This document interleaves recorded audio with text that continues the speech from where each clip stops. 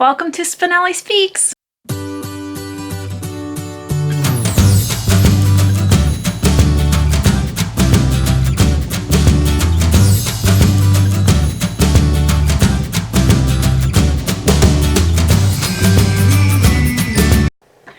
Danny here, back at you with some more books. Now, it is February and I need to tell you what I'm going to be reading this month. So if you haven't hit that subscribe button, go ahead and do that. I can never say that word. And the notification bell so you know when my videos are coming through. Today, like I said, I'm going to be telling you what I'm going to be reading. So this is my February TBR video. Now, I had a few resolutions or goals this year for reading, and that is to read 100 books in the year, which I've got a good start already. I averaged that out to about 9 books per month, and in January I did read 9 books, so I'm trying to keep in that momentum. So like I said in my wrap-up video, I've been kind of putting the books that I'm going to be currently reading and then start to make a collection of books for the next month on this shelf here. And then I have my big London book that I need to get started that I didn't start in January yet. So I need to get going on that because that book is like 1,100 pages. So you need to read about 100 pages per month to just stay on track. So now I have to read 200 books, or excuse me, 200 pages in February just to be on track. So that's something definitely that I need to get to. But the other books that I selected are books that are on my Goodreads list, that are on my shelves. So I wanted to get a lot of books that I currently own on my TBRs because you'll see in a video, you're kind of getting a sneak peek at my new shelving here, but I have a lot of books that I have not yet read. So I'm really making it a conscious effort to read the books that I do currently own. So we're going to go through what I have here. Some are from the library, some are from my shelves, but we'll go through them together. So the first being a book that is on my shelf, and that is The Hitchhiker's Guide to the Galaxy by Douglas Adams. I picked this up at a library book haul or a library sale.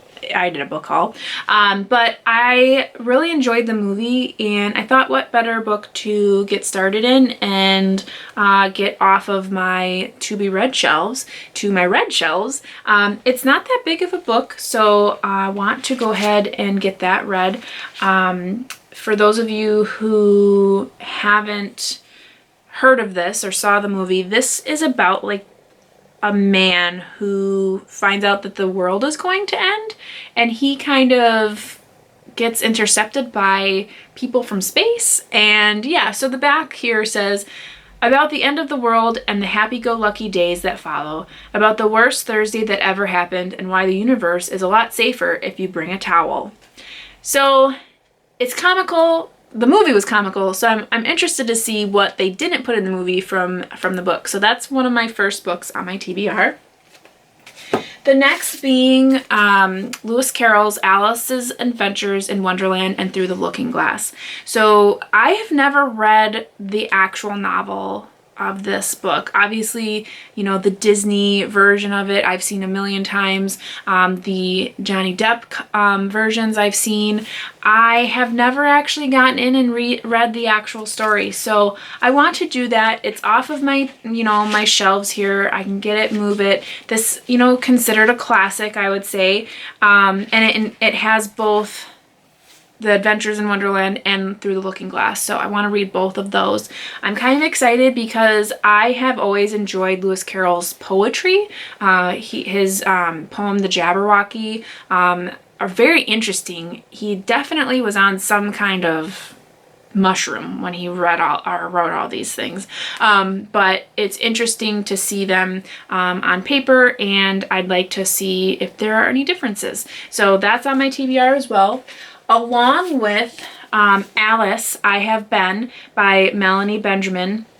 So this is about the young girl who was the creation of Alice. So it's the young daughter who made all this magic happen, essentially. So I when we were doing my reorganization, I had shown that I had this, and I thought, what better way or what better time to read this but right after I read the actual stories. So again, this is a story about that little girl, Alice Liddell Hargreaves, and how she made this story come to life. So I'm going to read that as well and see if it kind of shows anything that may make that story become even more real. So I'm excited to read those together as well. Then I decided, I've been thinking about this book for some time. I have had it on my Goodreads want to read list for quite some time. And when I saw it at that library book sale, I definitely wanted to pick it up. But this is the 100-Year-Old Man Who Climbed Out the Window and Disappeared. I am going to read that this month. It looks like it says here, after a long and eventful life, Alan Carlson ends up in a nursing home, believing it is to be his last stop. The only problem is he's still in good health. And one day he turns 100. A big celebration is in the works, but Alan really isn't interested. And he'd like a bit more control over his alcohol consumption. So he decides to escape. He climbs out the window in his slippers and embarks on a hilarious and entirely unexpected journey. It would be an adventure of a lifetime for anyone else, but Alan has a larger-than-life backstory. Not only has he witnessed some of the most important events of the 20th century, he has actually played a key role in them. Quirky and utterly unique, the 100-year-old man who climbed out the window and disappeared has charmed readers across the world. So that sounds pretty interesting. It is kind of a hefty one, I'd say, but I'm interested to see what this has to offer, and like I said, it's been on my list for a long time, so I want to definitely get into this one. So that's on my list as well.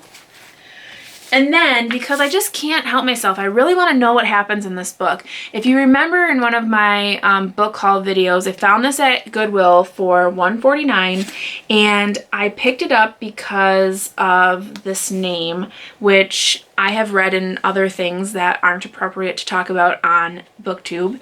And so it just made me think about it and put a smile on my face. So I was like, okay, I want to read this next because I am so interested to see what this story is about. And if you remember on the back here, it said something about being, if you're a fan of modern film classics such as The Royal Tenenbaums and Moonrise Kingdom, get ready to meet your new favorite book.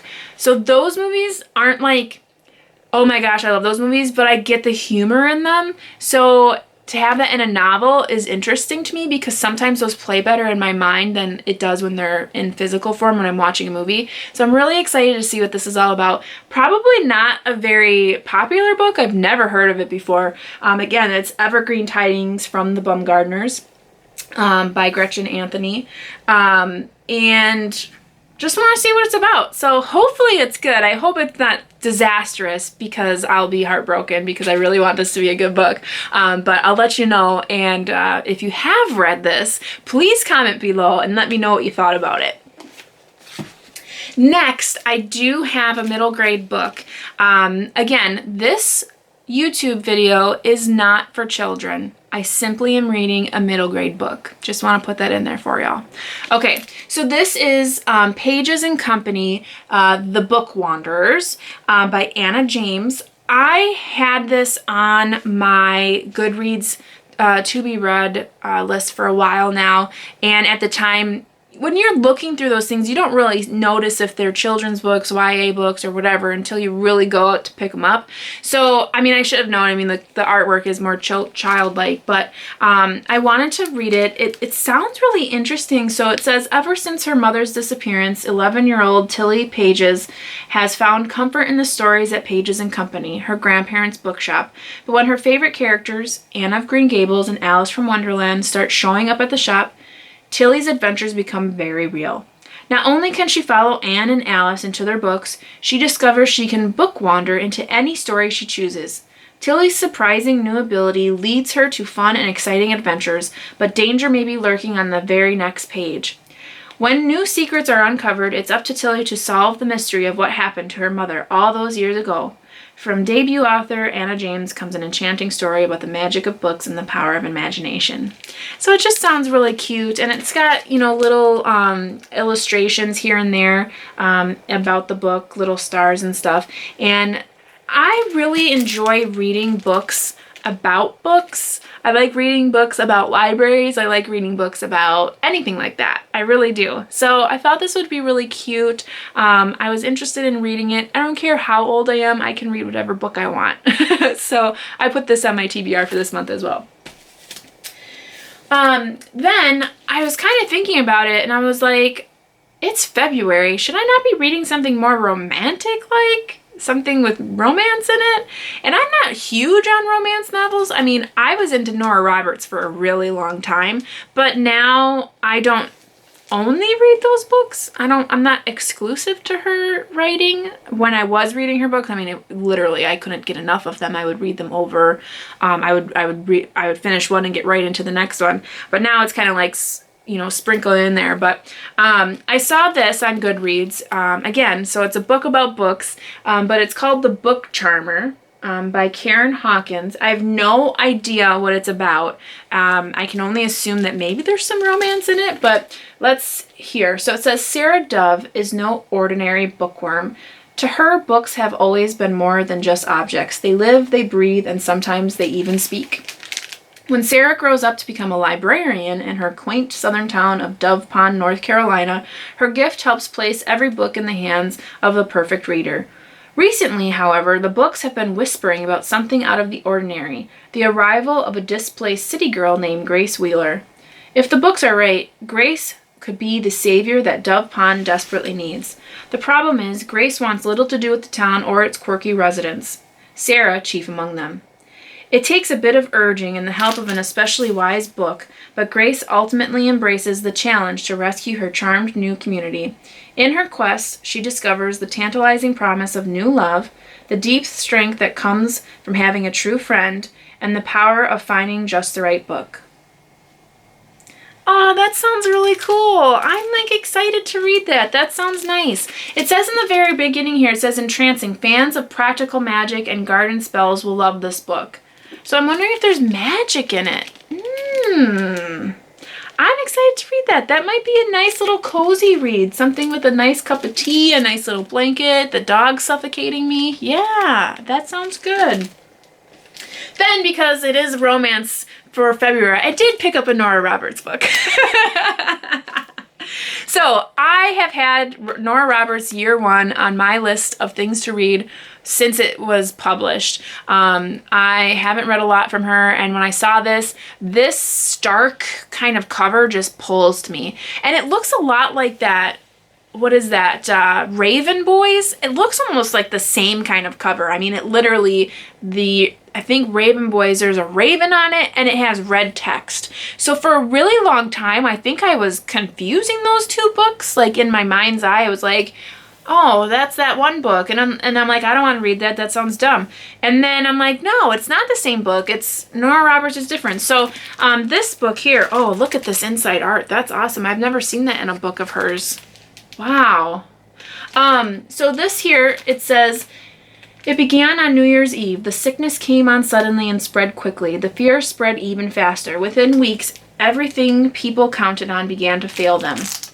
The electrical grid sputtered, law and government collapsed, and more than half of the world's population was decimated. Holy crap. Where there had been order, there was now chaos, and as the power of science and technology receded, magic rose up in its place. Yes, magic! Some of it was good, like the witchcraft work by Lana Bigham, practicing in the loft apartment she shares with her lover Max. Some of it is unimaginably evil, and it can lurk anywhere, around a corner, in tunnels beneath the river, or in the ones you know and love most. As word spreads that neither the immune nor the gifted are safe from the authorities who patrol the ravaged streets, and with nothing left to count on but each other, Lana and Max make their way out of the wrecked out of the wrecked New York City. At the same time, other travelers are heading west too, into the new frontier. Chuck, a tech genius trying to hack his way through the world gone offline. Aurelius, a journalist who has lost her audience but uses pen and paper to record the truth. Fred, her young colleague, possessed of burgeoning abilities and the optimism that seems out of place in this bleak landscape. And Rachel and Jonah, a resourceful doctor and paramedic who fend off despair with their determination to keep a young mother and 3 infants in their care alive. In the world of survivors where every stranger encountered could be either a savage or a savior, none of them knows exactly where they are headed or why. But a purpose awaits them that will shape their lives and the lives of those who remain. The end has come. The beginning comes next. This is different. I've never heard this kind of stuff from her before. That's going to be really interesting to read. Usually all of her stuff is like in Ireland and in great landscapes and just love sprawls with a little bit of witchcraft sprinkled in there. But this is urban. This is going to be interesting. I'm excited for that. And of course, there's probably going to be little love triangles and there's a lot of people involved that they've already introduced. So typically in a Nora Roberts, they all kind of pair off and then you kind of see the budding relationships, and the next book will be more closely related to 2 of them. So. And then the very last book that I have here is the book that I'm reading with my book club in February, which is The Chemist by Stephenie Meyer. This is the author of the Twilight series. She also wrote The Host. So then this one is The Chemist. I know nothing of this book. It was just voted on by my group. So let's go ahead and find out what this one's going to be about. She used to work for the U.S. government, but very few people ever knew that. An expert in her field, she was one of the darkest secrets of the agency, so clandestine it doesn't even have a name. And when they decided she was a liability, they came for her without warning. Now she rarely stays in the same place or uses the same name for long. They've killed the only other person she trusted, but something she knows still possesses a threat. They want her dead, and soon. When her former handler offers a way out, she realizes it's her only chance to erase the giant target on her back, but it means taking one last job for her ex-employers. To her horror, the information she acquires makes her situation even more dangerous. Resolving to meet the threat head-on, she prepares for the toughest fight of her life, but finds herself falling for a man who can only complicate her likelihood of survival. As she sees her choices being rapidly whittled down, she must apply her unique talents in ways she never dreamed of. Huh.